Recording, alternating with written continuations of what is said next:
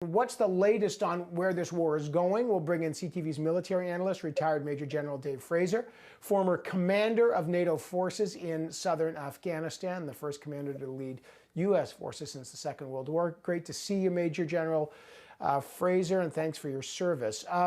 Put in perspective the tragic provocation that the attack on the base in Yavoriv is. What does it mean, and how does NATO interpret it? Well, what it means is that the efforts of the Ukrainians to resupply and rearm their defensive forces are having such an effect that Russia has to take strategic assets and do a deep attack into the far west of Ukraine and actually risk coming into contact with NATO because it's only 20 kilometers from the border. So this Yavoriv facility has actually become so successful. It's suffered now the attention of the Russians, as has all the resupply routes now going into Ukraine, which is a testament to how effective they have been thus far. Okay, so you got that's happening. By the way, I mean, you've been in battle. That's getting, you fire 30 cruise missiles at Yavoriv, sir. That is significant. That's on NATO's doorstep. That it sounds like an error could happen real darn quick, Dave Fraser. Well, let's just put it into perspective. Over the last 19 days, they've been firing on average 50 missiles all across, and just on this target, they fired 30. So that just tells you how important to the Russians that this target is and how close it is to NATO, just how much risk they're prepared to take. And again, it just shows you just how strategic this is and how much risk the Russians are taking. And actually, potentially, if one of those missiles went into Poland, it could have instituted Article 5. Yeah. I just want people to realize that, you know, you're talking about 15, 20 kilometers away.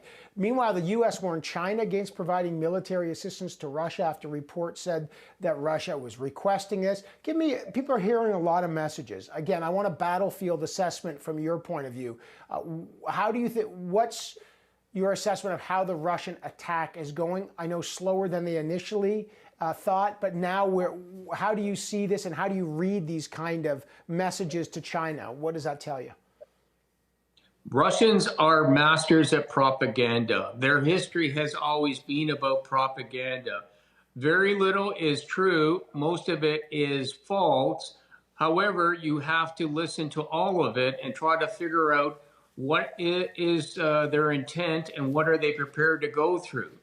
So that's on that side. On the fact that they are trying to get China to come on board with them as a supporter is strategically important. And whether or not the Chinese want this is a very good question. What is also troubling is that the fact that the Russians are even trying to suggest that they may be looking at buying military hardware or support might also suggest that their own logistical system is not up to the fight that they have planned for Ukraine. So this is interesting. It's something we should watch, and it could actually be dragging the Chinese into something that they don't want to do, given just how poorly it's gone for Putin so far. Okay, I just want to get an assessment. The information war, Zelensky, genius communicator, and the heroism of the Ukrainians, this is but that's not in doubt.